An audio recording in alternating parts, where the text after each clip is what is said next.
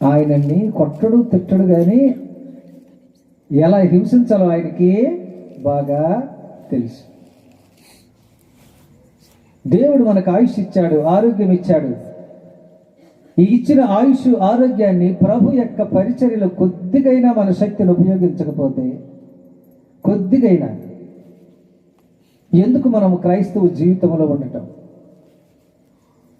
చక్కటి స్వరాలు దేవుడు మీకు ఇచ్చాడు, చక్కటి ఆయుష్ దేవుడు ఇచ్చాడు, చక్కటి ఆరోగ్యం దేవుడు మీకు ఇచ్చాడు. దీన్ని కొద్దిగైనా దేవుని పరిచర్య కొరకు ఉపయోగపడుతున్నాం. మనం ఎక్కడికో వెళ్ళి సువార్త చెప్పవలసిన అవసరం లేదండి. మన ఇంట్లోనే రక్షణ పొందని వాళ్ళు చాలామంది ఉంటారు, మన బంధువులే చాలామంది ఉంటారు. వాళ్ళకి కొద్దిగా మనం మన సాక్ష్యమో, మనకు తెలిసిన చిన్న వాక్యమో వాళ్ళకి చెబితే అది చాలు. నమ్ముతారా నమ్మరా తర్వాత సంగతి, కానీ ముందు మనం నోరు తెరిచి చెబితే దేవుడు నిజంగా సంతోషపడతారు. ఆ 5వ వచనంలో మనం చదువుతున్నప్పుడు, అది అపొస్తలుల కార్యం 9వ అధ్యాయం 5వ వచనంలో మనం చదువుతున్నప్పుడు ఏమనుందంటే, ప్రభువా నన్ను ప్రభువా అని పిలువు అని యేసయ్య ఎన్నో వచనంలో చెప్పాడు. ఆయన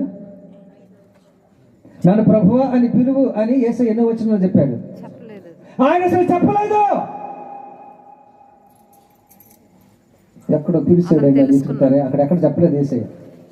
కానీ సౌలా సౌలా అని చెప్పిన మరుక్షణమే సౌలు ప్రభువా, హృదయం మారిపోయిందండి, మనస్సు మారిపోయిందండి, మాటలు మారిపోయినాయి. యేసయ్య చెప్పలేదండి నన్ను ప్రభువా అని పిలువు అని. ఒక్క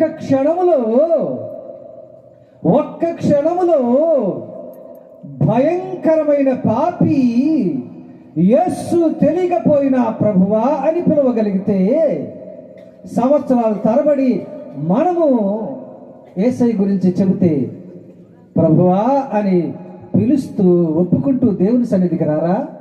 అసలు మనం చెప్పిందేది?